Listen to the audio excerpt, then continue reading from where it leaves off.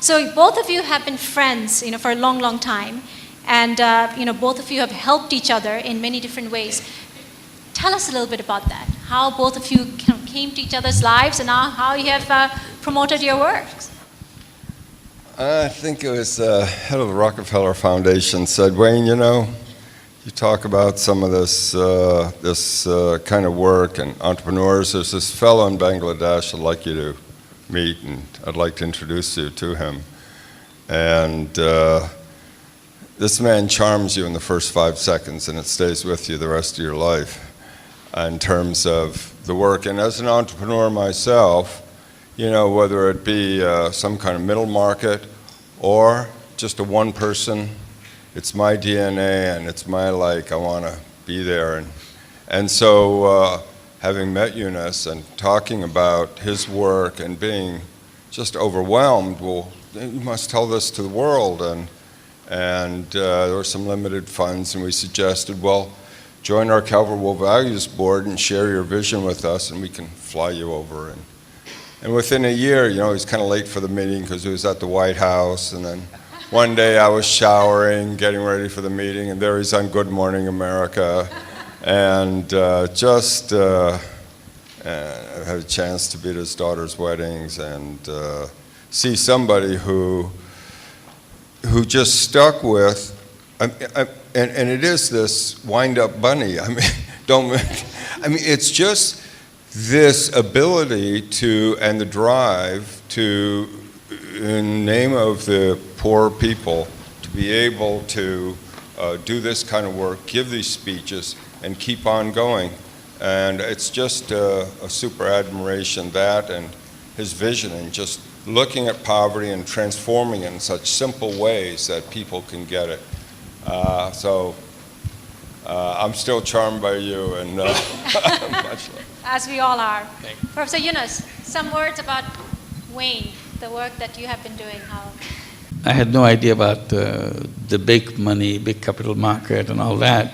Suddenly here I am lending $30, $40 to poor women, asked to run $1 billion capital fund. It's to be in the board is quite an experience. So I learned a lot about how the capital market works and what are the considerations and so on. And my job, I thought, would be to bring the social dimension into it, but it's very difficult when you're caught up with the market return and all those kind of things that you have to keep in mind. Other issues, no matter how much you value them, to include into that judgment, it's extremely difficult. But that's what the difficult task Calvert was trying to achieve. And I saw it at a very close quarter to see how it's being done, what are the considerations put into it. So, Professor, speaking of the social side, I think one of the things that we constantly struggle with is really keeping that notion of beneficiaries, keeping that idea that, end of the day, it's all about the beneficiary. It's all about the people who don't have anything, and we're all here today. How, you have been amazing in keeping that burning and keeping that thought alive. How? Is it just by keep on saying it, or is it more than that? Can you share that a little bit with us? Well, the way we have designed everything that we did in the past, the social businesses, either you are designing a business to sell a service, or you're designing a business to sell a product, like I just briefly mentioned, the yogurt. So when you're designing this yogurt, you have to first list all the things, what are the problems you are trying to solve? And is this yogurt good enough to solve all these problems?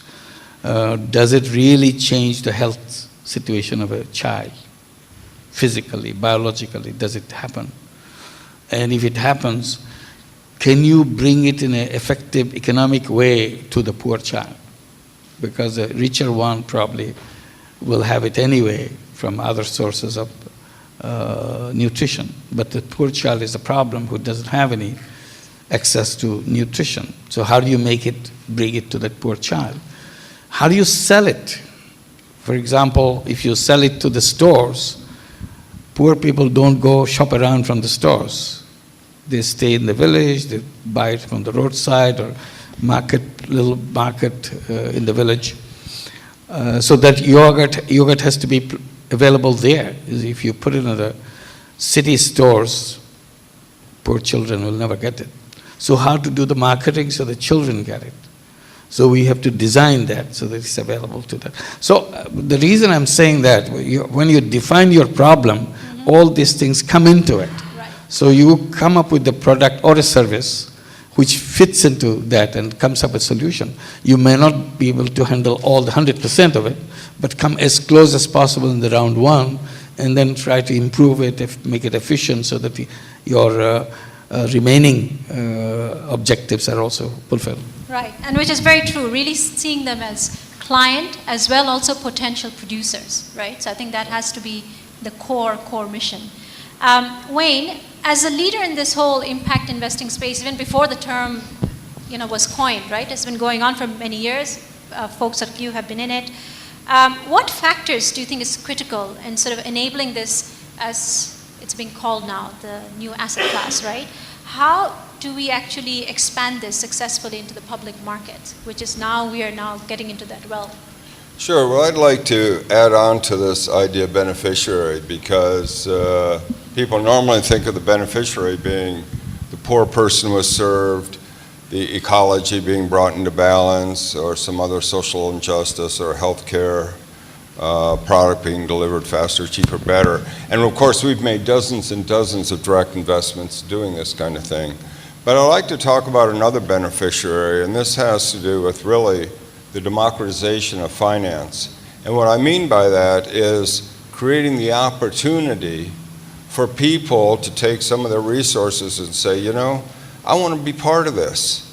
It's kind of a way that you want to live a whole life, and you want to say, sure, I may give out a little bit of my money to the charity, but I also have these other resources, and here I can connect up into the kind of good work in the microfinance. So our work, we're not the heroes. The heroes are the people on the front lines and the social entrepreneurs, but we have a lot to do with the plumbing in terms of investing.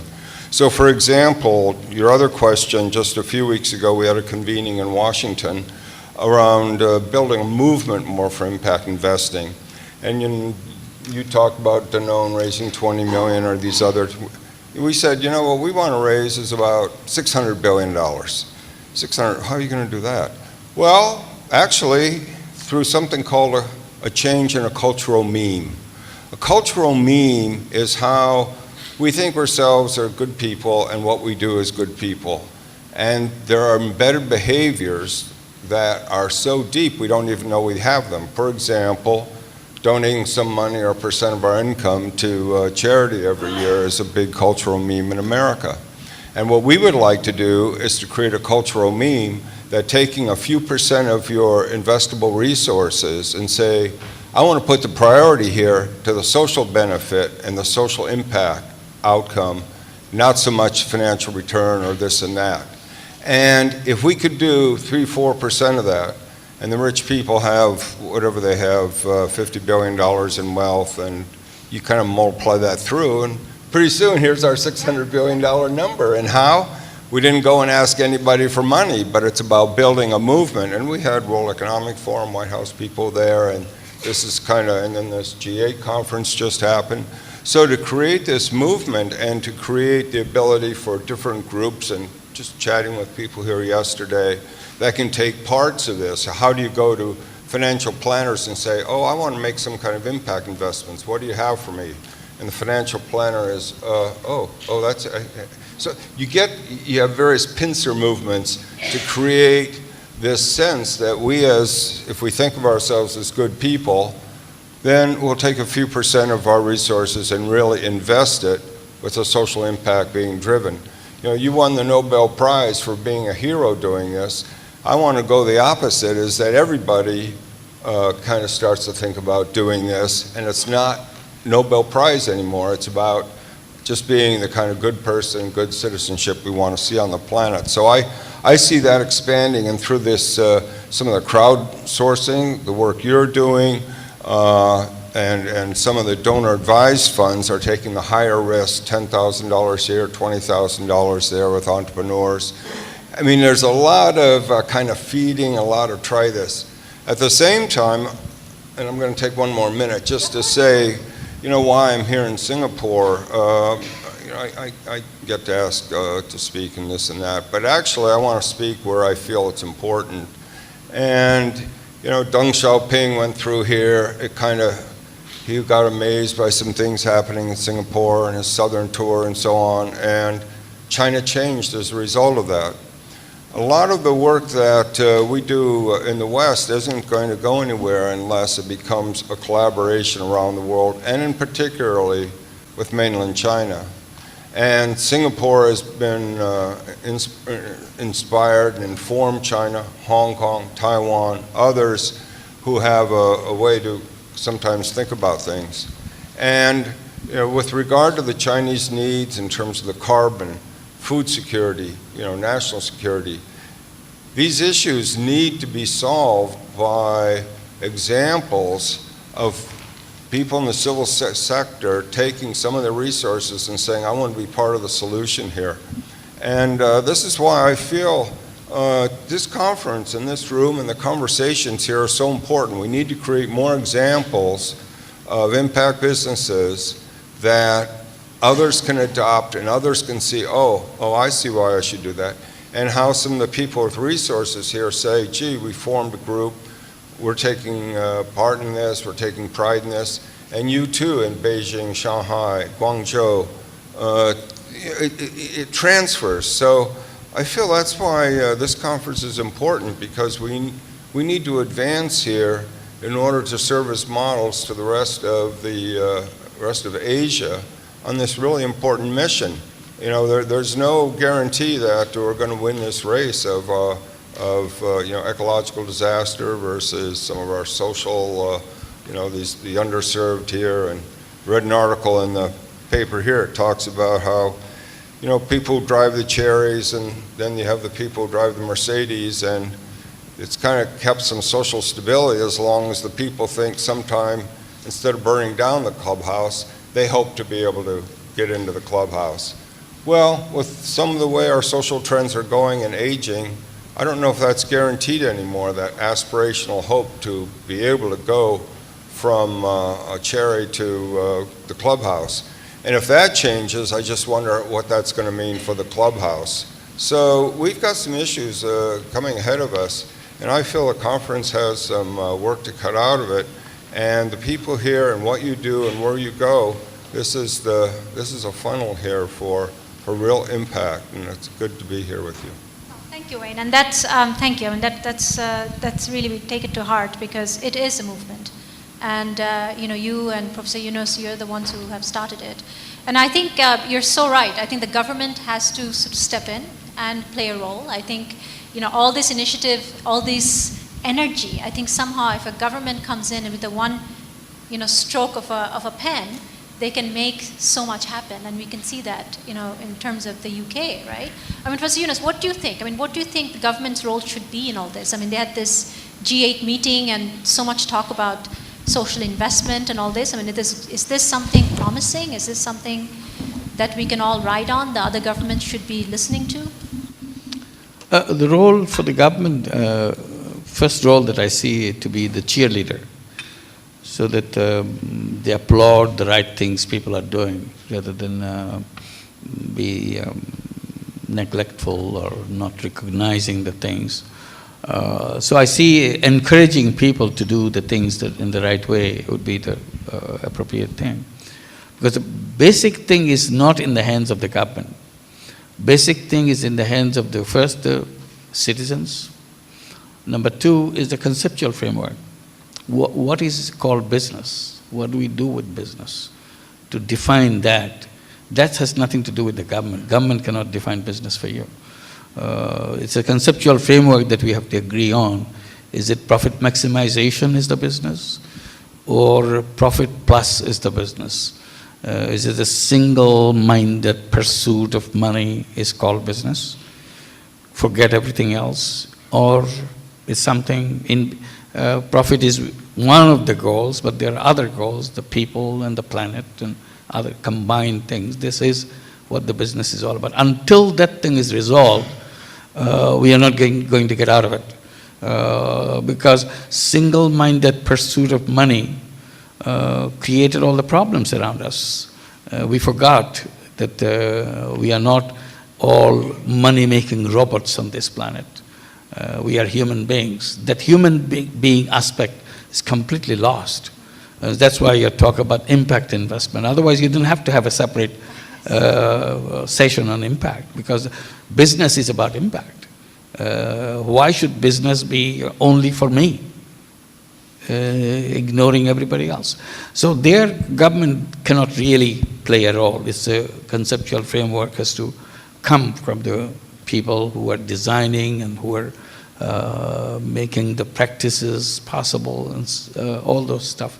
So there, if citizens make up their mind what they want to be, I don't think government can stand on the way. If I want to do things in my own way, for example, in my case, if I want to create a social business where I don't want to make money, no law in the world can stop me from doing that. So I don't see any problem with that. If I want to use my resources to solve problem in a business way, it's my wish, it's my desire. This is what we do. So it's a kind of learning process, where in our educational process and so on. We teach a lot of things to our students, to our young people, subject-wise, chemistry, physics, literature, history. But we forget that we don't teach them what is the purpose of our life. So we kind of grow up as a feeling of a slot where we get a job, and that's our life is done, getting a good job in a good company. But that's not what the life is all about. So we have to start that place. What do we touch? What do we tell our young people to be? To become job seekers, or become job givers, or fulfill some purpose in the life that he or she decided that's what they want to do while they're here. That's very true. Job seekers or job givers. I think with that, I'm going to open it up to the floor. We have time for, I would say, about 4 short questions. So if you have any questions, Wayne, do you want to add to that first? I want to add something that might be a little touchy, but to really draw out the example. You have here a investment group called Temasek, which is your sovereign wealth fund of Singapore, and been involved with some of these sovereign wealth funds, and usually they're staffed by MBAs whose job is to get 7% instead of 5%, or to get on a risk-adjusted return 9% instead of this, because there's some kind of thinking that somehow will do the right thing. And the politicians look to, get a return on assets. Well, why don't people ask questions like the politician turns to Temasek and say, your job is to make the quality of life for which the Singaporeans retire into a higher quality of life. What are new ways of transportation systems? What are you doing in ways of food security? This idea of 7%, 8%, there's going to be some kind of this pension fund, as opposed to dealing with the systemic issues, the issues that are real for us, that really do affect the quality of life. I'd given this speech years ago in Washington before the 100 largest pension funds, and it was such a new way of thinking about the quality of life into which their beneficiaries retire into. So there would be a specific challenge to the government of Singapore to turn to their largest asset pool and not say, are you going to make 7% this year or 8%, but rather, how are you going to improve through your technology or deploying resources our transportation system? How are you going to solve some of our big social problems? How do you go about that? That kind of charge to Temasek, I think, is what right, and I think you probably do touch on a sensitive topic. I think the issue is not only, I think it's probably, and not only in Singapore, I think we do have it across Asia, it is really in that thinking and at an individual level that it starts. And we do, often find this challenge where even at a personal level, we have wonderful individuals who come and volunteer with us, but if you want them to work with us, it's a big leap because this is not the cool thing, and this is not for them that they can say they're getting X amount of salary, and this is not the label that they're working at Temasek, right? So I think that's also part of it, but I think I do agree with what Professor Yunus is saying in the sense, and you, Wayne, that I think we have to have that courage, in Asia to say, you know what, we need to now really start thinking about how we question how things have been done. And I think there is a little bit of mimicking what's happening in the West. And that's something, I think that's also sort of, I believe, which I'm hearing from both of you, is the fact that, we can actually define how we want to do this. We don't have to do how it has been done in the West. And I think it's the same analogy of you really don't need the Louis Vuitton bag to look successful. You can be successful by doing good for the world. So I think that's absolutely right. And thank you for bringing that up. Was very touched by Professor Yunus's book, Creating a World Without Poverty, which I'm glad that you had a role to play in it. So my question is actually with respect to something you spoke about as well. You made a very clear distinction between the whole model of social business and social enterprise. I think social enterprise, you mentioned, it's great that people are looking at profit plus. But there's something you pointed out in your book which really touched me. First of all, you challenged us to have a goal of ending poverty. And you also, however, mentioned that where we're dealing with the poor, especially the poorest of the poor, it's almost unconscionable to be making profits from the poor. And one of the things I see with social enterprise is because if we don't make this distinction of which areas we are dealing with, sometimes you end up with social enterprises trying to do good, but sometimes they could do more wrong than good. As people have heard, the road to hell is paved with good intentions. So I just wanted to not lose that point that you raised in your book, and you also mentioned in your talk. How do you see this area? Can we really do well and do good when we're dealing with the poor? I'm saying these are different things. When you do the social enterprise, you mix profit with social goals. That's wonderful. This is much improved than profit-only kind of thing, where, as I said, becomes robotic attitude from people. What I'm saying, the other one is completely delinked from personal profit making, so that you are more free now to address the issue more focused way. That's where the social business began, that non-dividend company. So this is a separate category. I'm drawing the line just to distinguish between the two, so that we don't mix up social enterprise and social business and many other social issues, so that we can pick the right kind of tool when we want to do something. It's a toolbox. All the tools are already there. I'm putting one more tool into the toolbox, calling it social business. And I'm saying that, look, if you need it, you may use it. Doesn't mean you have to throw away any other tools in the box. So it's all question of how you do that. About eliminating poverty, the reason I say that, I said nothing wrong with human beings. They're a perfect example of creative energy in every single human being. Lots of unlimited potential in human being. But the system is such, it locked up all those potential, never to be even known to the person that I'm capable of all those things. So I act like a zombie. I really don't know who I am, and I accept the way I was told, you are no good for anything. So that's the kind of society, the marginalization and all that happened. So how to undo those things so that people realize their own potential? How to design the system where it unleashes that energy? That's where the microcredit became important for me. It gives a tool to discover yourself. It's not just taking the money and getting the money back again. In the process, you explore your capacity, and you get surprised that you can do such things, and you start learning about yourself. And there I was saying, when people were using microcredit as making money for themselves, you are abusing the whole concept of microcredit. Microcredit was brought in to help people get out of poverty, not as a tool to make money out of the poor people. So that's an abuse part, I was saying. And people do it all the time. That's what the loan sharking is all about. But don't confuse between microcredit and loan sharking. So if all the loan shark keep saying, oh, you're doing microcredit, then people will be confused. They say, what is microcredit then? So to draw the line again, this is microcredit and this is loan sharking. And that's the distinction I was trying to make. Okay, so we have quite a few people standing. So what I'm going to do is, again, please, you don't need to give a lot of background in the question, just ask the question. I'm going to have each one of you ask your question one after the other, and then you can choose what to answer. So this is going to be a democratic process.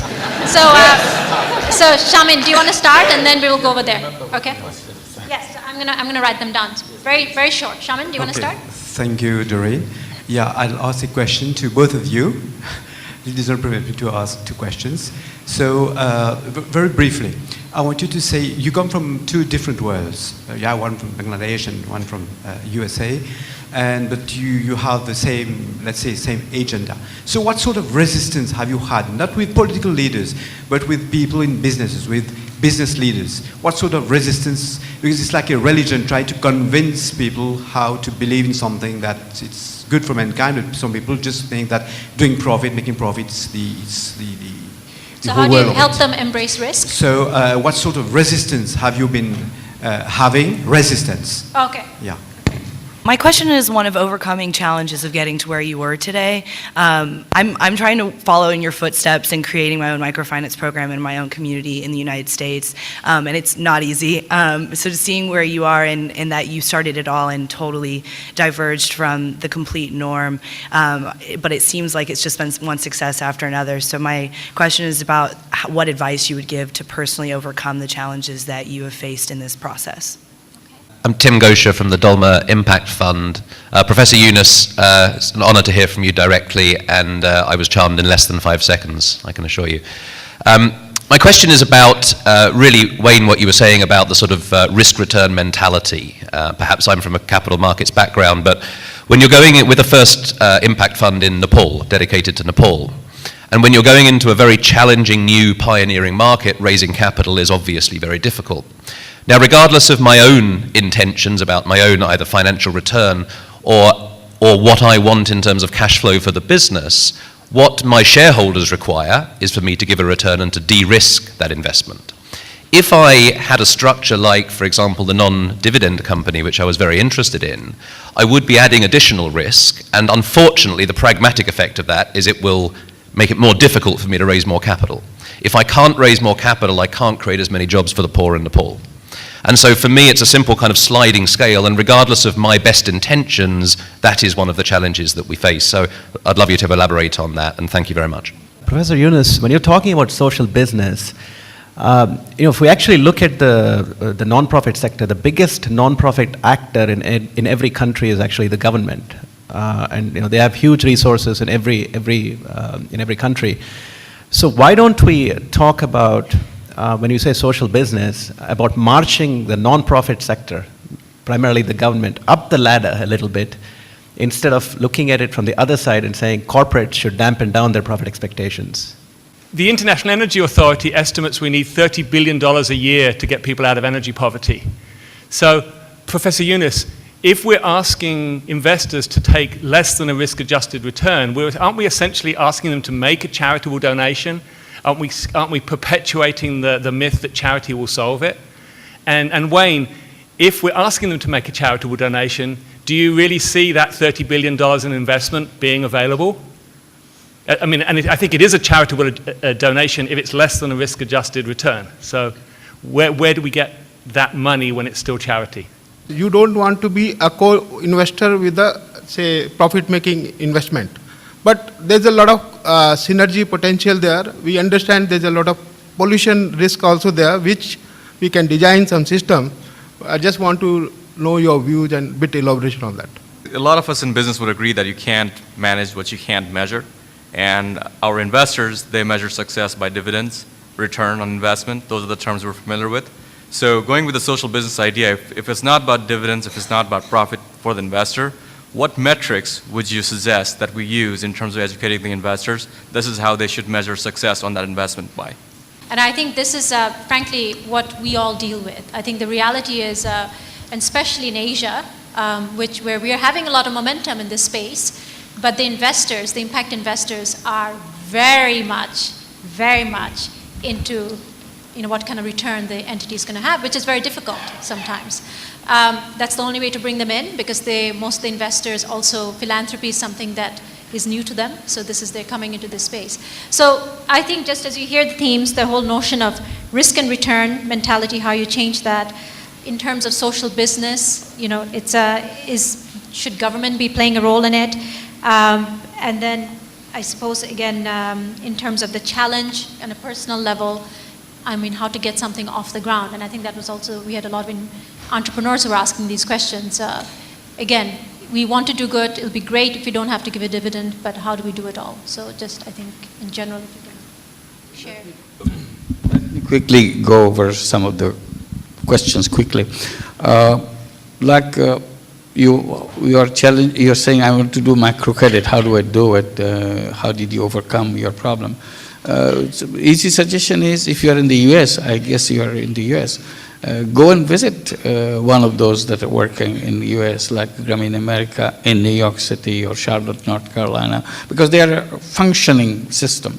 So you see why it is working, how does it make it self-reliant, it's a viable, sustainable entity, and what are their shortcomings, if there are shortcomings, what are their strengths. So it's there in an everyday way, rather than read a book about it, just go and look at it and find out, because you will be facing the same situation in another city or another part of the city. About being something social business, whether it's people believe in it as a religion or something. No, it's not believing or anything. It's something, I said, this is an option. Social business is not about eliminating everything else. Social business gives you an option. If you're interested, you can do that. And that's why I was giving the example of the toolbox. I'm not taking away anybody's tool. There is no conflict with anybody else doing something else. Simply I'm adding one more tool. You can do a business to solve problems. And you can remove the whole idea of personally benefiting from it, because the conventional business is based on a selfish idea that everything has to come to me and I need this. The social business on the other side is a selflessness based. I'm not trying to benefit myself out of this business. I'm doing it because it makes sense to me. If it makes sense to me, I'll do that. If it doesn't make sense to you, I will not even touch you to encourage you to touch that subject. It has to encourage you. And people ask me in that same direction, say, what is the incentive in social business? Because profit is the incentive. We know that. We get excited about it, and more money I make, more happy I get. What is there in social business? You're not giving any profit. I said, yes, I agree with you. Profit is an exciting incentive. Profit brings happiness. The more money you make, more happy you get. But in social business, making other people happy is a happiness. So if you feel that happiness, then you'll go for it. If you don't feel that happiness, you don't have to go for that. So this is just up to you. It's not something that as a religion you have to learn that making people happy is a happiness you impose on you. No, you have to feel it inside of you. If you feel inside of you, you'll do it. If you don't do it, you're not violating any religion or anything. Simply, you didn't take that option, that's all. You have other options and you took it. And many of the questions came on the basis of conflict. Again, I want to clarify, there is no conflict in whatever NGOs are doing, whatever the government is doing, there is no conflict. Should government get involved in social business? And that's why I gave the example in a little elaborate way about the mayor of Wiesbaden. And he is the government. He says, I have €1 billion budget.